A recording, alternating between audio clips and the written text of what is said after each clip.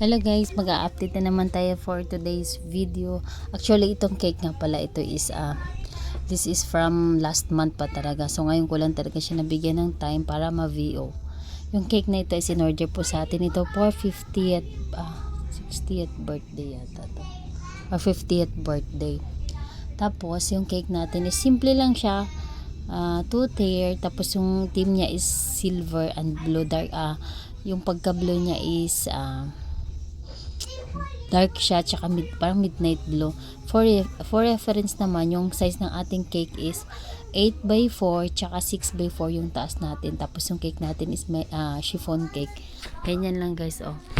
Tapos alam nyo ba, dito medyo struggle talaga ako dito pagdating sa yung paglagay ko ng silver. Pagbuo ng cake, medyo hindi talaga siya. Pero nung paggawa ko na yung nabili ko kasi na silver is silver white.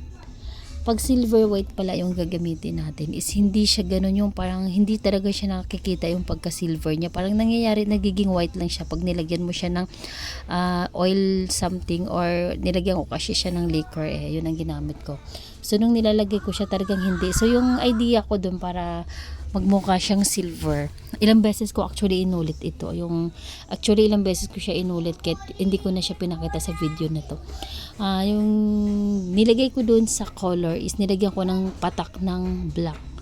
As in black lang, na konting black lang siya para magmukha siya talagang silver. Kasi yung nabili ko hindi Tapos makikita nyo dito sa video.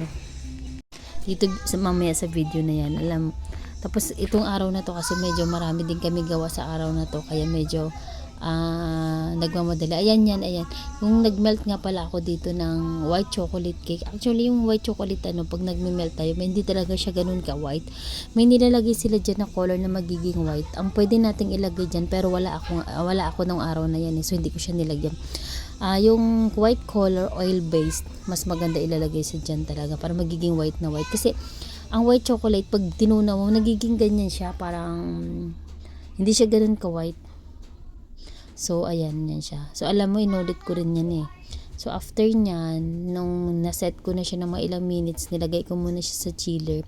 Sinet ko muna siya ng mga ilang minutes para ibabrush ko na siya ng silver. Ayan. So dito yung time na to na nagbabrush ako. Yan, hindi ako satisfied yan kasi ang kinalabasan niya is white lang talaga siya, parang glitters na white. Kaya yun yung sinasabi ko na nagpatak ako ng konting black para malalabas yung pinaka color niya talaga. So ito na guys ang ating cake. Ayan na, yung nagbabrush pa rin pala ako dyan. Tapos ayan, ilan din yan ilan din yung beses inulit ko. Tingnan nyo, kala mo lang madali kasi